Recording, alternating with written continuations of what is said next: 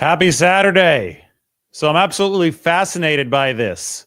The Los Angeles Rams are shopping Matthew Stafford with an asterisk, and folks that are seeing this are asking why the 49ers don't employ the same strategy with Brock Purdy, as he, like Stafford, is looking for a new contract. This is a fascinating opportunity to look into NFL business dynamics. And I will say that the Rams, relative to a lot of other teams, are being forward thinking here. And it wouldn't be the first time. F them picks from Les Snead a few years ago netted the Rams a Super Bowl. Let's examine what's happening right now. This is from Ian Rappaport and Tom Pelissero this morning. The Rams have given permission for Matthew Stafford's agent to speak with other teams about his value. This is not a trade request.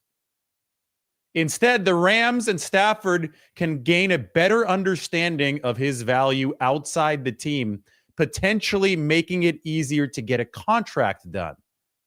That remains the hope, that outside help can assist in gauging the market and seeing his value, and that this results in his return to LA. So obviously the Rams, there's a lean. They want to keep Matthew Stafford. He has won a Super Bowl for them, but this is a whole lot more complicated than that. And the reason that it's gotten to this point is simple. The bottom line is that Stafford is 37 years old, and he's not the Rams' long-term solution at quarterback.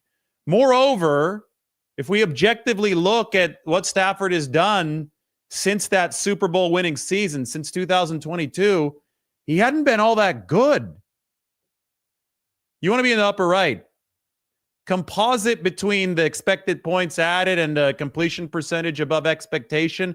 Composite score, Matthew Stafford has been the number 18 quarterback in football. Clearly past his prime, now at age 37, in a similar spot as Aaron Rodgers, who everyone also agrees is past his prime. Stafford is not one of these quarterbacks in the upper right, and I think that the Rams certainly see that. Stafford wants a new contract, but is his play even deserving of a new contract? The Rams certainly don't agree that it's deserving of a new contract the size that Stafford probably wants. He is not even on a lame duck season. We've been talking so much about contracts and lame duck seasons with Brock Purdy. He's entering a lame duck season, so he's going to want a new deal. That's obvious. Deebo Samuel entering a lame duck season, so he wants a new deal. Therefore, the trade request and the likely movement of Deebo Samuel this offseason. Matthew Stafford, this offseason, partially through his wife, who seems to be doing most of the talking, Kelly Stafford, on some of these podcasts, has made it be known that he wants a new contract, even though he's still under contract for 2025 and 2026 through the next two seasons. You're only on a lame duck year if the season that we're entering is your last one under contract, but he's under contract for two more seasons with quite a bit of cash scheduled to come his way. $23 million base salary. The option bonus was picked up. $4 million roster bonus, so $27 million coming his way this year. Only $4 million of that is guaranteed, and then $31 million scheduled to come Stafford's way in 2026. He's got 2 years left on his deal, and he wants to rip it up and rework it despite his last 3 seasons looking like this. That's the number 18 composite quarterback grade. His most recent season, this is just 2024, is in a similar spot. It's in the upper left quadrant. It's not in the upper right quadrant. This was the number 16 composite grade. So, I mean, it's fair to ask, and the Rams are asking this question, is Stafford's play even deserving of a new contract? And obviously they can't see eye to eye on the numbers. And then Kelly Stafford is talking on the podcasts about the Rams not truly wanting Matthew Stafford to be on this football team. She at least implied that the last time I heard her talk about this a couple weeks ago. So the Rams have decided to open up a shopping period for Stafford and his representatives to say, hey, okay, let's go and see what your value is around the league. Come back to us. Let us know what other teams are willing to pay you. And I think that the Rams are confident that the answer is going to come back either in their favor because of what teams see with Matthew Stafford's performance over the past few seasons, or there's going to be a team that's a sucker. There's going to be a team that's willing to pay a lot of draft capital to acquire Matthew Stafford. And I think that the Rams are fully open to trading him if there's enough compensation to make a move to a bridge quarterback worth it. Jordan Rodriguez of The Athletic reported that Sean McVey really liked his time with Jimmy Garoppolo over the course of this past season. Now, Garoppolo's not under contract with the Rams in 2025, but you think about a bridge quarterback, that could be who the Rams move to if they can get a lot of trade compensation in return for Matthew Stafford. Kirk Cousins scheduled to be available this offseason. We know that Kirk Cousins and Sean McVay have a history. Again, Stafford has not been playing as a world beater. I have a friend, I was texting him today. He said that Matthew Stafford is just Jim Everett who had a chance to play with Aaron Donald. And it made me think. I think that Matthew Stafford's a little bit better than Jim Everett, although I have to say I'm a little too young to have seen Jim Everett play live. I do know that Jim Everett sacked himself in the 1989 season NFC Championship game at Candlestick Park against the 49ers. San Francisco won that 30-3. You could YouTube that clip. It is entertaining to watch. But, I mean, Stafford didn't win a whole lot in Detroit, even though he had weapons, but he obviously didn't have a complete team. Showed up to the Rams in 2021, had the benefit of an elite defense and Aaron Donald in his prime and a Jerry Rice-like season from Cooper Kupp, won the Super Bowl, but it was Donald who'd sealed those Super Bowls. So, I mean, who sealed that Super Bowl and that NFC Championship game against the 49ers with big-time pressures against Jimmy Garoppolo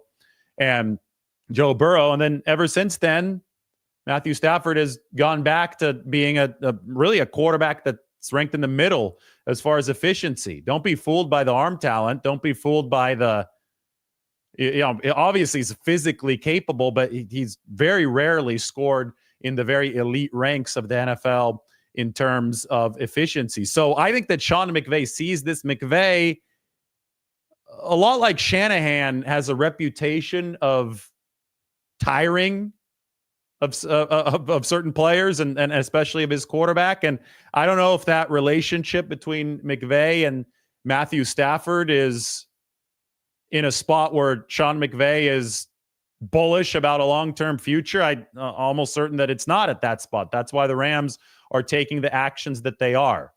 Stafford is 37. He's not LA's long-term solution. And the Rams want enough compensation to make a bridge QB move worth it.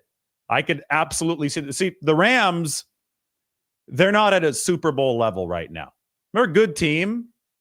They came on toward the end of 2024, promising young pieces on the defensive line. You've got to give them credit for the way that they've built that. Now, they did, what I will say is impressive is the way that they went toe-to-toe with the Philadelphia Eagles in the playoffs. And that is the one redemptive statistical quality that Matthew Stafford brings to the table. A chart like this, his performance over the past 3 years, if you go to his playoff performance, ever since joining the Rams, he's an upper right guy, and it's hard to find a guy in the upper right. Purdy's been one of the guys in the upper right. Mahomes, he took a shot in that Super Bowl. It's not going to be as good after how poorly he played against the Eagles, but Mahomes has been a good playoff performer. Josh Allen has been a good playoff performer, but there are a lot of quarterbacks who aren't good playoff performers. Matthew Stafford has been a good playoff performer. So essentially what I see happening here in this disagreement between the Rams and Matthew Stafford is Stafford wants a new contract because he says, hey, I'm nearing the end of my career, but I bring experience and playoff success that not a lot of quarterbacks can bring. Whereas the Rams are saying, well, you're not our long-term solution at quarterback, and your play over the longer stretch over these regular seasons has not been inspiring. I mean, 49ers fans can say from watching Stafford a couple times this year, especially in that second game, he should have had 3 interceptions and the 49ers dropped them. I mean, the narrative of this season goes a lot differently. I think the Rams have a lot easier time parting ways with Matthew Stafford this offseason in the eye of the public if the 49ers catch at least one of those interceptions in that December Thursday night game, because that reverses course of that game. Maybe the Rams don't even end up in the postseason. So, I mean, the margins are extremely thin. This is why you collect data over a larger sample size. That's what the Rams have done. This has been a forward-thinking team over the years. They were willing to mortgage all that draft capital to trade for veterans. Von Miller win the Super Bowl in 2021. People scratched their heads at the time when they made those moves, but those moves ended up being worth it for the Rams. And now I think they're getting ahead of a situation where they could see that their quarterback, despite the fact they've won a Super Bowl with him, is not the same player as he once was, and he's 37 years old. And there might still be some value to obtain for Matthew Stafford. So how wild would this be? We talk about the bridge quarterback situation. If there truly was an NFL script writer, right? There's the big joke that somebody's writing the entire NFL script. If there truly was an NFL script writer, then the Rams would move Matthew Stafford and they would go budget friendly at their bridge quarterback position. And Sean McVey would bring in or re-sign Jimmy Garoppolo and then bring in Trey Lance to be his backup. And maybe you could throw Mac Jones in there too, who's going to be available, if you really want to throw in a true dose of 2021 nostalgia. I mean, how crazy would it be? This would be ultimate NFL scriptwriter material, right? Sean McVay instead of Kyle Shanahan coaching a QB room featuring Jimmy Garoppolo and Trey Lance. That essentially was a bridge QB room for the 49ers in 2021. Jimmy Garoppolo and Trey Lance were the bridge to Brock Purdy in 2022. We didn't know it at the time. The 49ers didn't know it at the time, but that was the bridge to Brock Purdy. Now, speaking of Purdy, a lot of people asking, this goes back to what I was talking about at the top. They're saying, well, Purdy's due a new contract, and there may be some disagreement, although I think that the media is generating more disagreement than there is on the 49ers side, but there may be some disagreement about his value. Why don't the 49ers shop Purdy around or allow him to talk to other teams to get a gauge on his value so that they can settle this a little bit more easily this offseason? Well, to that, I have to say that Brock Purdy and Matthew Stafford are in very different spots. It's almost disrespectful to Brock Purdy to be comparing him to Matthew Stafford based on how differently these two have played over the course of the past 3 seasons. Purdy has been the top-level quarterback. I mean, he literally has been the most efficient quarterback in football ever since he joined the league. You could see his spot on the y-axis here. That is the efficiency per play. The x-axis is accuracy, and that's where Stafford hasn't been great. See Stafford throwing those picks that have been dropped against the 49ers. But Brock Purdy over the past 3 seasons has been elite. Like, he's been excellent. Even this past year, I mean, we've talked about it so much. Everything crumbled around Brock Purdy, but he still finished number 7 in QBR.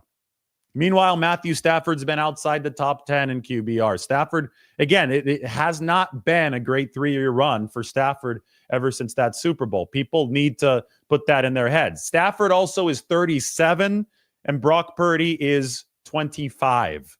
One is on the upswing, the younger one. The other is on the downswing of his career. So the 49ers are not going to go out and dangle Brock Purdy in shopping conversations to assess his worth. For the Rams, you get it, because this is a situation where Stafford is not the team's long-term solution. So I think that you can openly start to explore creative solutions.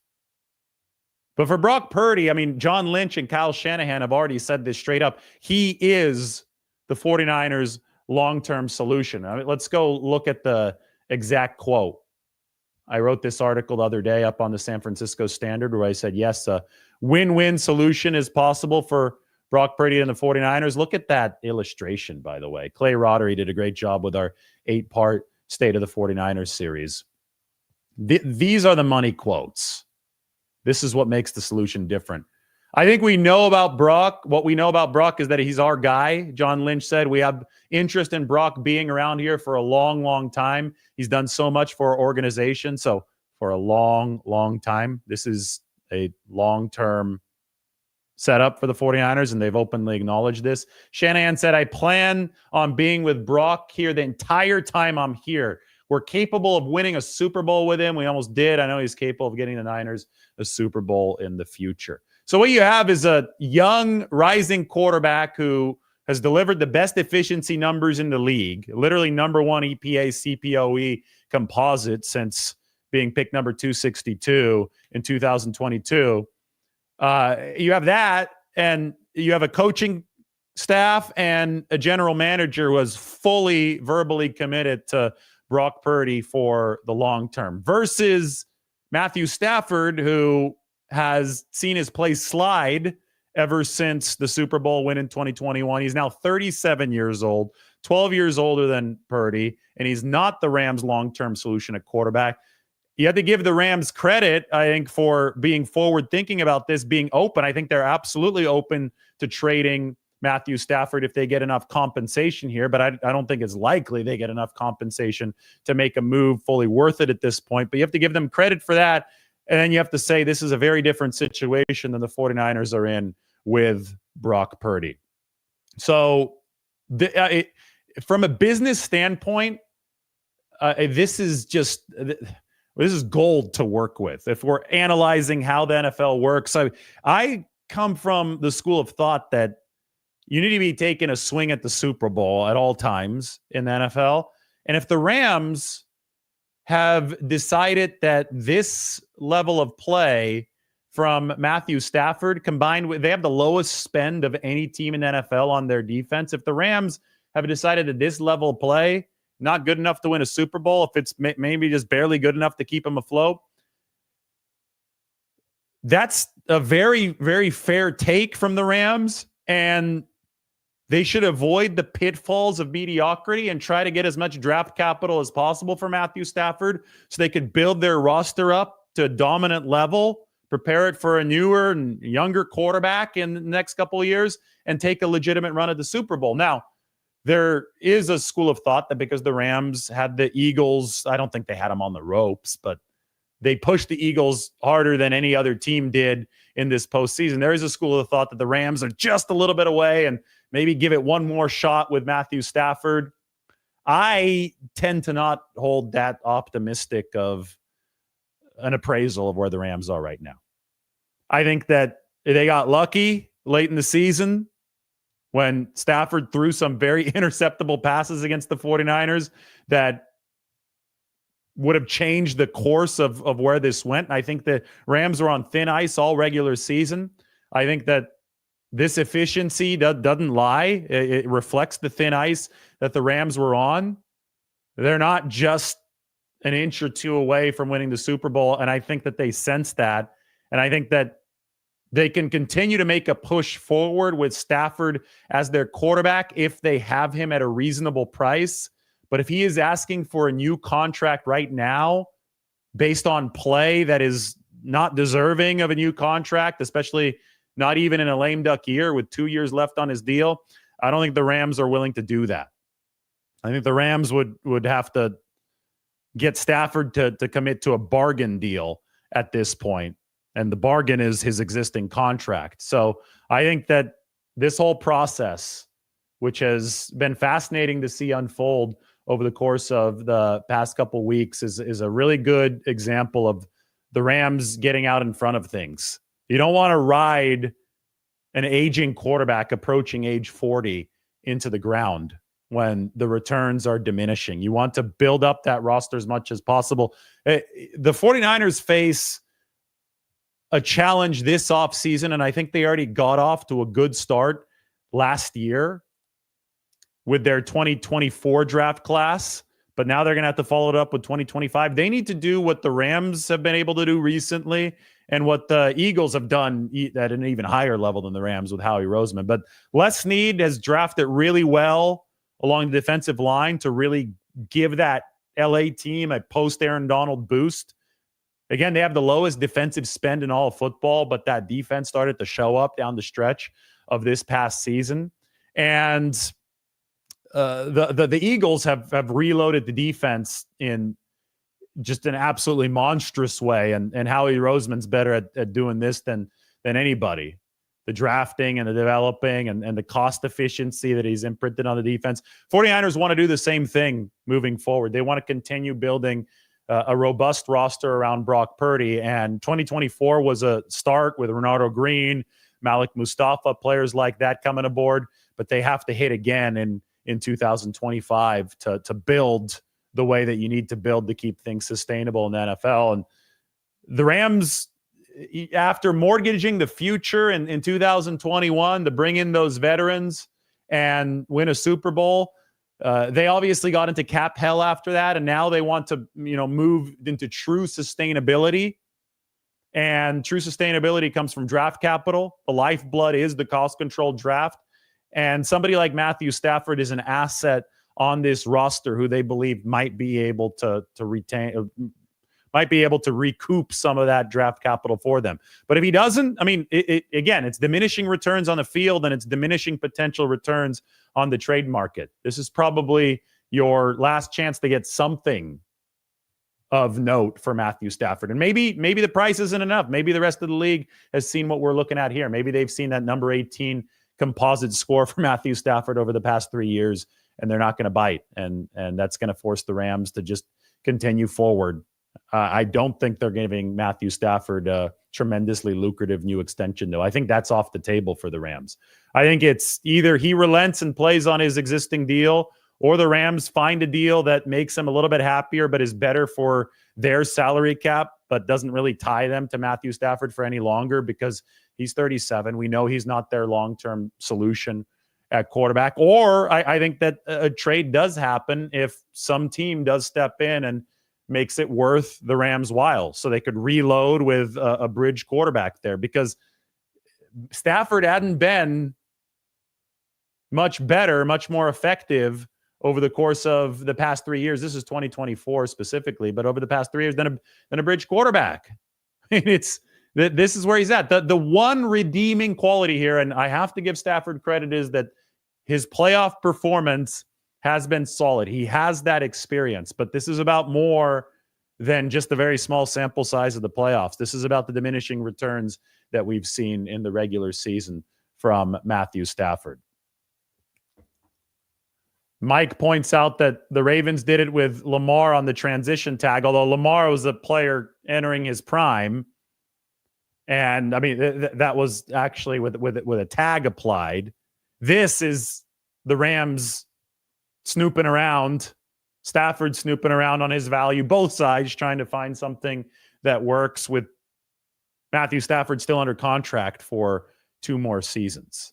So it was interesting with the Ravens and the inability to come to agreement with Lamar Jackson. So then the decision to open it up to the rest of the market. We knew that the Ravens were going to match whatever was offered anyway. I don't think there was ever any serious possibility of Lamar Jackson leaving. But it is a similar dynamic in that the discussions have crossed over from the existing team to the rest of the league. And we'll see what Matthew Stafford's representation can come up with here. And we'll see where his true value lies. But you typically don't do this with any quarterback. I think that the league has, clutched on to, especially quarterback nostalgia. If a QB wins you a Super Bowl, like Matthew Stafford did with Cooper Kupp's help and Aaron Donald's help in 2021. But if he has that on his resume, typically a team will ride that quarterback into the ground before letting him go. But the Rams have been more forward thinking. The Rams have been able to eke value out of their roster. You have to give that front office credit. How quickly they've rebuilt ever since the salary cap hell that they imposed upon themselves, but I think they'll tell you it was worth it to win that Super Bowl in 2021. You have to give Les Snead and Sean McVey a lot of credit, and I'm going to be watching this next move with fascination because the 49ers are also in a contractual situation with Brock Purdy. End of the day, he and Stafford are in very different spots in terms of performance. Purdy has been awesome. Stafford really hasn't, and they're in different spots due to age. Purdy's 25 and Stafford is 37. But that's regular season performance. And in the playoffs, Stafford and Purdy have both been very efficient performers relative to other quarterbacks. And I think Stafford is drawing a lot of his demands from how good he has been in the month of January. These guys are in the same division. In some ways, they're at the opposite ends of the spectrum, age-wise and performance-wise. But in a key way, that January performance, they're on the same side of the spectrum. They've both been good playoff quarterbacks. So a couple of, I think, good quarterbacks when the chips are down. Let's put it that way. Brock Purdy and Matthew Stafford in markedly different situations, but also in the very similar situation of wanting a new contract this offseason. And to see how both of these franchises navigated for the 49ers, I think there's less leeway, less wiggle room because Purdy is younger and you know, it's just obvious. This is a guy that you're going to tether your franchise to moving forward, whereas Matthew Stafford is older and the Rams are already thinking about that future transition. Just imagine a Jimmy Garoppolo, Trey Lance, Mac Jones quarterback room. I want to see that. I want to see Kyle Shanahan have to go against Sean McVay, with McVay coaching Shanahan's former quarterbacks and with a bunch of draft picks for Sean McVay so he could build up a really strong defense and supporting cast for his QBs. I mean, that would be absolute cinema. You know, that Martin Scorsese meme, absolute cinema. That would be cinema. If there were an NFL script writer, that would be the table setter. That would absolutely be something that would set the NFC West up for must-view football over the course of the 2025 season. Yes, a great new place to watch the 49ers. This is in San Francisco, not in Las Vegas. Last night, I swung by Splash, which is this mega sports bar by the Chase Center, right outside of Chase Center. They've got a curved screen. You know, Circa in Las Vegas? That's the newish casino, which is like Disneyland for sports fans.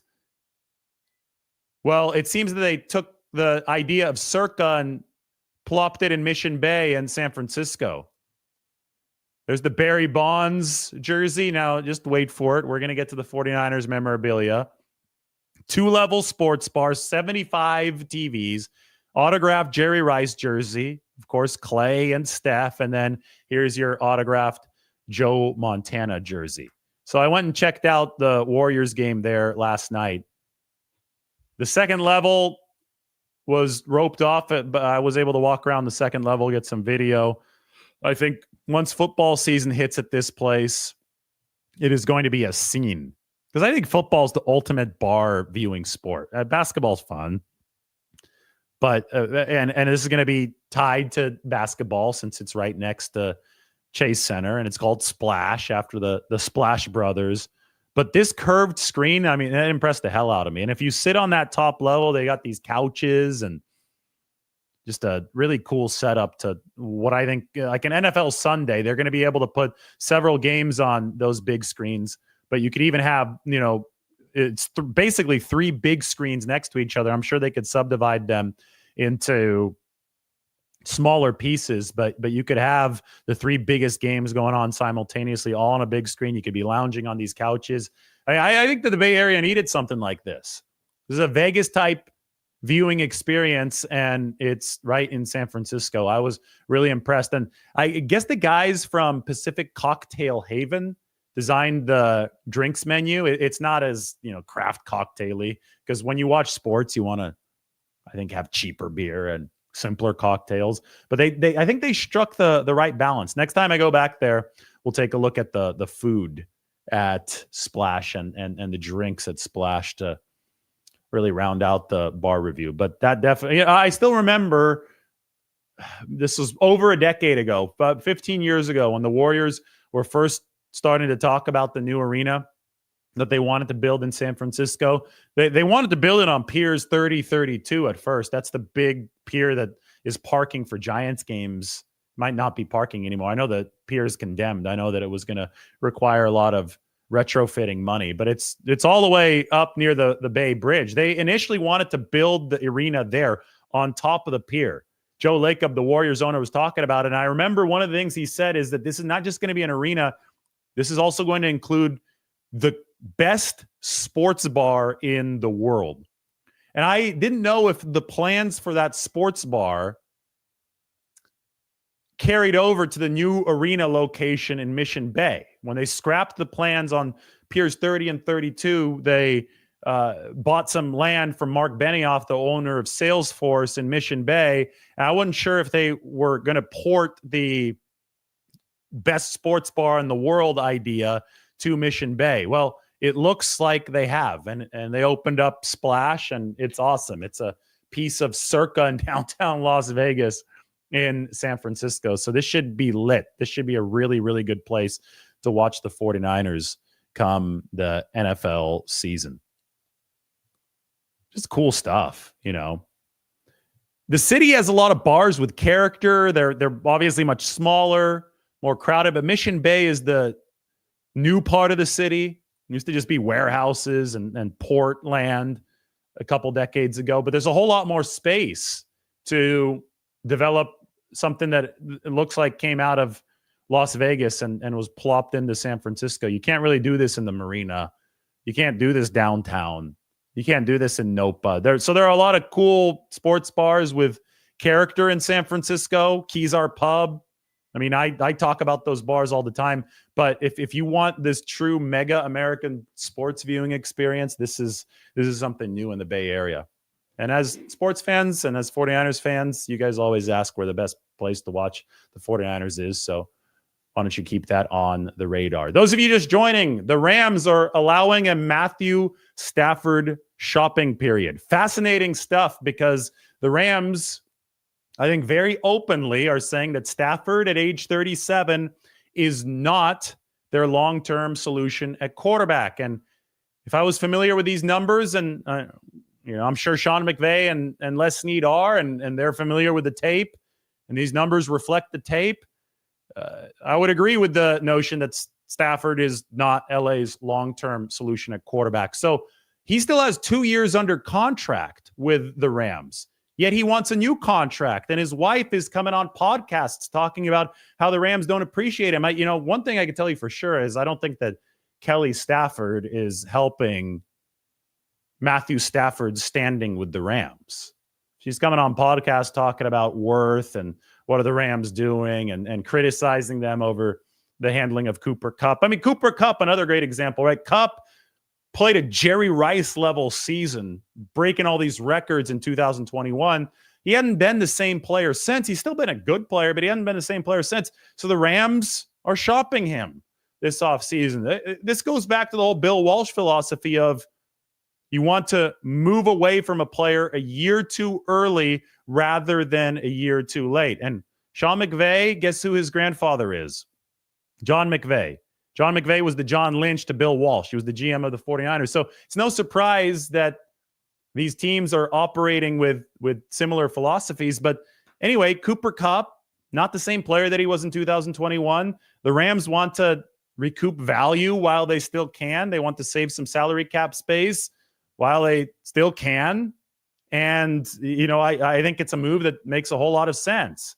I think that exploring this move for Matthew Stafford makes a whole lot of sense. So when Kelly Stafford goes on a podcast and starts questioning what the front office is doing, I know that there is no NFL front office that appreciates when family members of players are publicly questioning what's going on in the building. Just a lot of interesting dynamics in LA. And the whole thing, I wonder if some ego too from Sean McVay might be a secondary motivating factor here. I think Sean McVay would take some glee in beating Kyle Shanahan with a bridge quarterback, maybe a bridge quarterback named Jimmy Garoppolo, What if that happened? What if how much, I don't know how much these guys think about stuff like this. I know fans think about it, and I know that's why this is like NFL script writer stuff, but what if, and we could talk about Kirk Cousins all we want, and Kirk is going to be available, and we know that Sean McVey coached him in Washington, but Jordan Rodriguez of The Athletic the other day, I'm going to find that report from Jordan Rodriguez, what she said about Sean McVey and Jimmy Garoppolo. What if that was the bridge quarterback answer and Sean McVey went toe-to-toe with the 49ers with Garoppolo as his quarterback? I know that fans would eat that narrative up. I wonder if it is in the back of coaches' minds, because these guys, I mean, they obviously have a rivalry. There's obviously the constant debate. Who's more responsible for success? Is it McVey and his play calling, or Shanahan and his play calling, or is it Matthew Stafford and Brock Purdy and Jimmy Garoppolo? You know, or are the quarterbacks more responsible? Those debates that fans have all the time, and the answer is simple.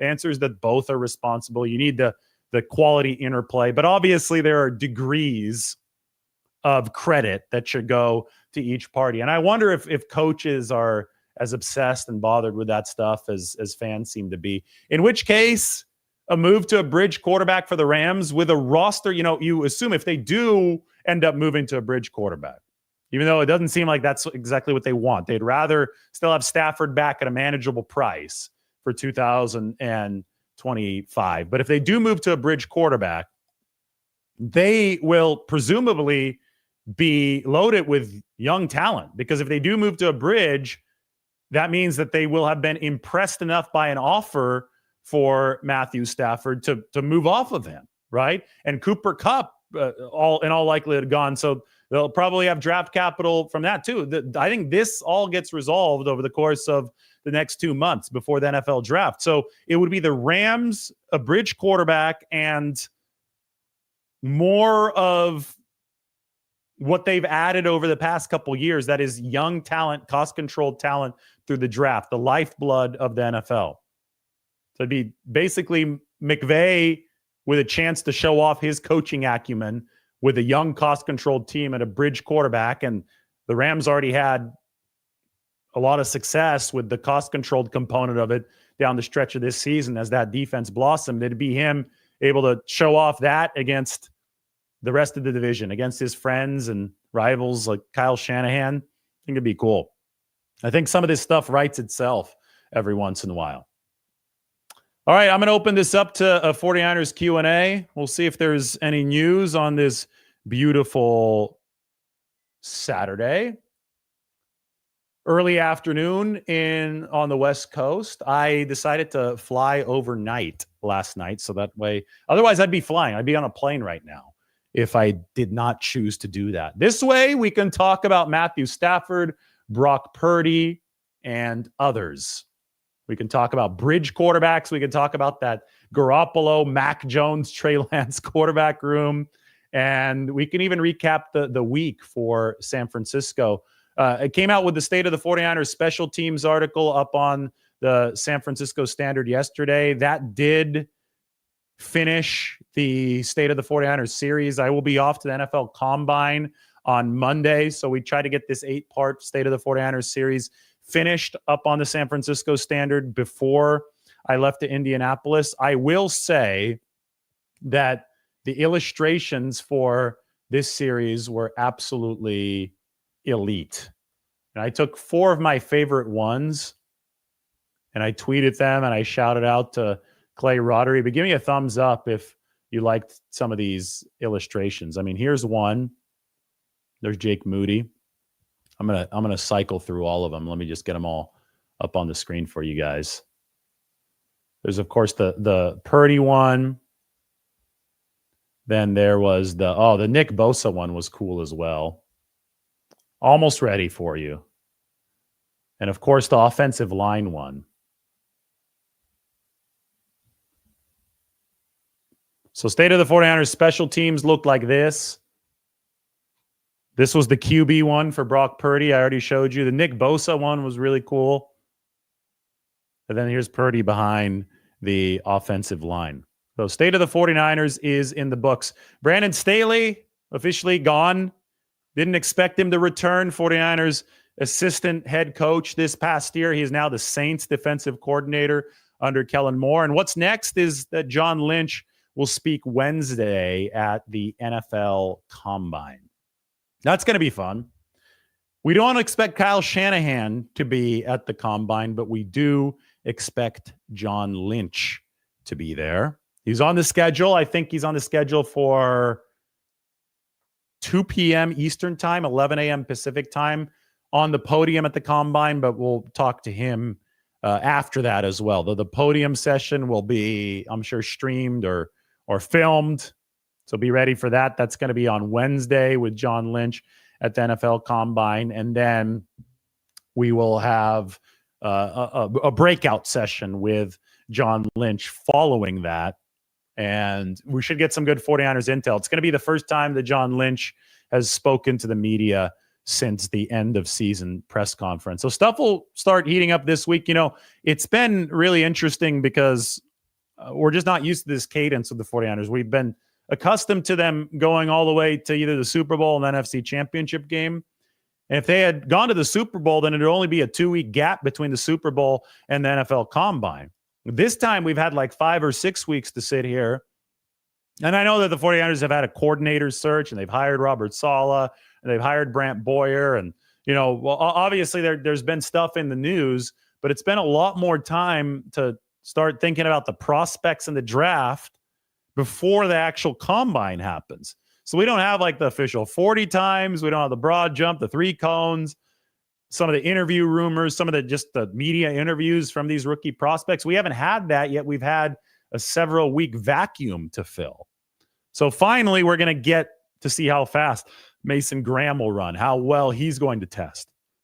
The stat of the draft class is that 41 defensive tackles have been invited to this Combine.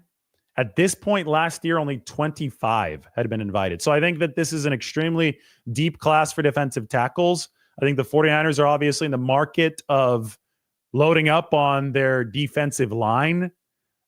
We will see who's on the table when they pick. I think it's foolish to get really specific at this point because, you know, they pick number 11. Maybe they trade up, maybe they trade down. I don't know what they're going to do. But nobody would be looking at a football game 2 months from now and predicting what play Kyle Shanahan was going to call on the 11th snap of the game. You just don't know. You don't know until you actually get to that play. Even if you're on a script, you're going to hop around different parts of the script to find the tailor-made answer for the situation that you're in once you reach number 11. So the 49ers have to have multiple potential answers, and they're going to start doing a lot of the good reconnaissance on that over the course of the NFL Combine this week. As I said yesterday, likely no Kyle Shanahan at that NFL Combine. All right, guys, everybody, thanks for watching. Remember, Brock Purdy and Matthew Stafford are in 2 very different tactical spots. And that means that the 49ers are not going to be dangling Brock Purdy out for a potential trade the way that Matthew Stafford is being dangled by the Rams right now. Even though, you know, Ian Rappaport and Tom Pelissero both tried to emphasize that this is not, you know, trade talk per se for Matthew Stafford, as you could see here in the writing from Rappaport, not a trade request. That I think the Rams are definitely open to it at a certain price. Every man has his price, and I think it's good business from the Rams because I don't think that, and I know that Matthew Stafford hasn't been great. He's been the number 18 QB in terms of that composite score since winning that Super Bowl. So he may be a little bit better than Jim Everett, who got a chance to play with Aaron Donald. But at this point of his career, it obviously is debatable at age 37. So the Rams trying to be the forward-thinking team that they have been, and we're going to watch their quarterback saga with great interest moving forward. This is Business 101 of football. It's been a lot of fun to track, and it is entering overdrive now with these Matthew Stafford rumors. Not really rumors anymore. This is Matthew Stafford shopping, all while we analyze how the 49ers will proceed with Brock Purdy. You know, one more thing. I'm going to answer one question because I promised I would answer a couple questions. And where's my Q&A banner? Let's get this up on the screen. There we go.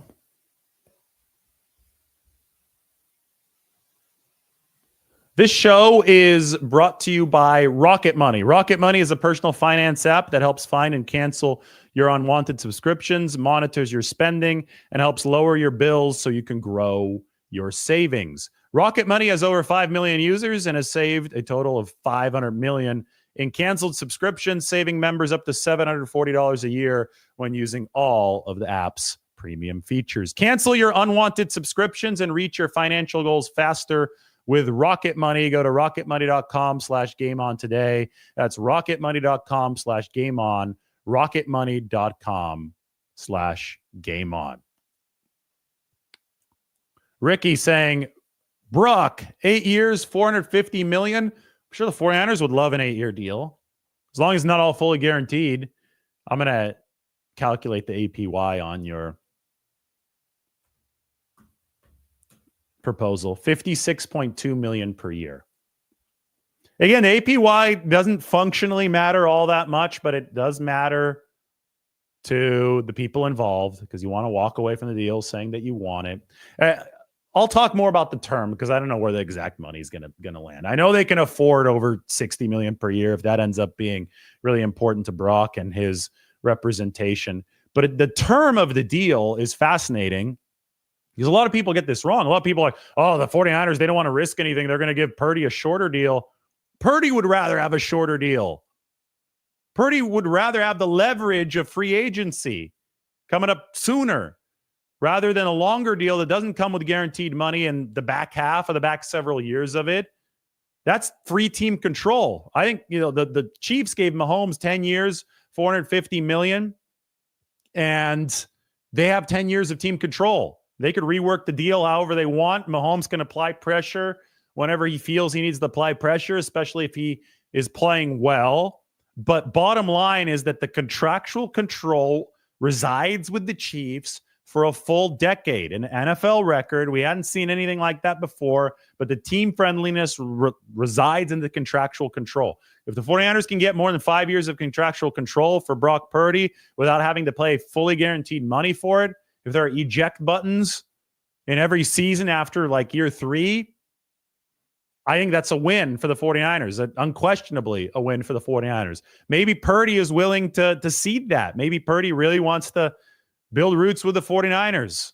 Maybe this is where he wants to be for a really long time. And just like Mahomes said that with the Kansas City Chiefs. So do not get caught up in thinking that a short-term deal is more favorable to the 49ers. A longer term deal is actually more favorable to the team in this instance.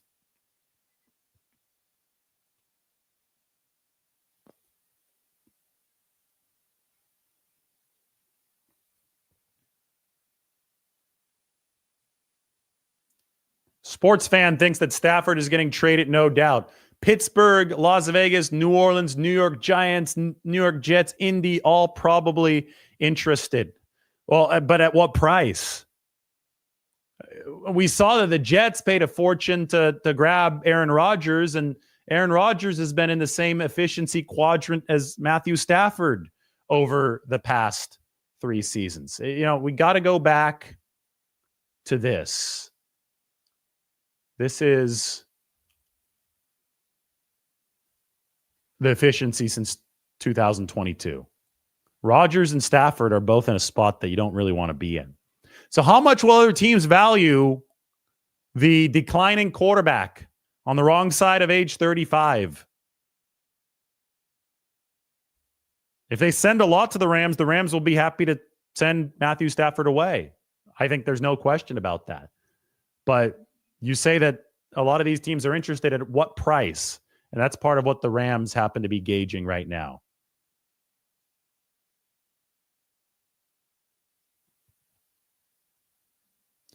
I'll pass along the message. Thank you, Billy. Appreciate that.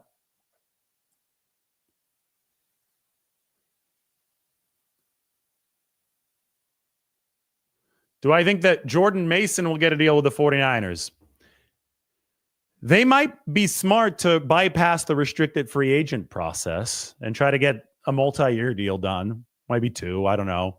The RFA tender is really expensive if you second-round tender him. It's over $7 million, and they wouldn't be able to fidget with the cap at all.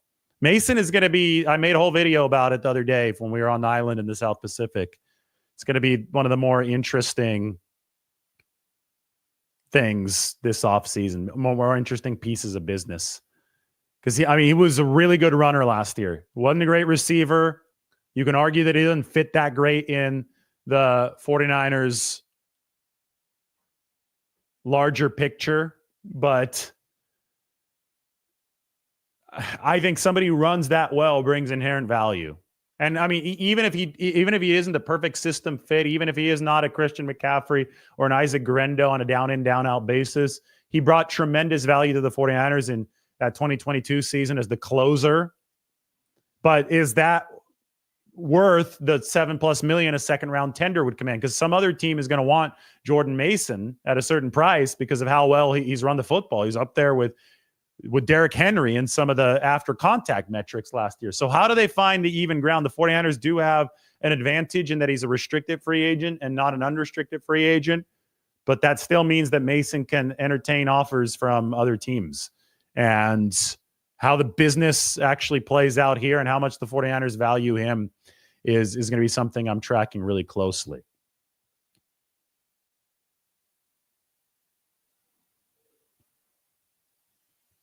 You think that Rodgers and Adams are going to the Rams if Stafford is gone? Well, here's the thing, though. How much is Rodgers going to want? If he comes at a discount, sure, I get it. But the Rams are okay with keeping Matthew Stafford at a fair price. He wants an extension, though, and the Rams are like, I don't know if you deserve an extension because your play, just like Aaron Rodgers' play, hadn't been great over the past 3 years. You're old and your play is declining. That's what the Rams are saying. So you're not just going to swap Stafford for Rodgers if Rodgers is just as or more expensive. So a lot of this is going to have to do with willingness to play at a deal that reflects the quality of play. And I think that the Rams, they're thinking more in terms of Stafford has been at budget bridge quarterback efficiency. We want to pay somebody a bridge quarterback efficiency if that's the type of play that we're going to get. Now, the big asterisk here is postseason performance. Stafford has been good in the postseason. You have to give him credit for that. And I think that's been at the root of some of this disagreement between the Rams and Stafford that they're going to try to get ironed out with help from the larger market. All right, everybody, thanks for watching. Thank you to Jay for the super sticker. I really appreciate that. Good stuff. Maybe I could go buy a sandwich or half of a sandwich now, since sandwiches, the market rate on sandwiches is like $20 now. So $9.99 will get you half a sandwich, but I still really appreciate it. So it's all good. Everybody, thanks for watching. We'll talk to you a little bit later today.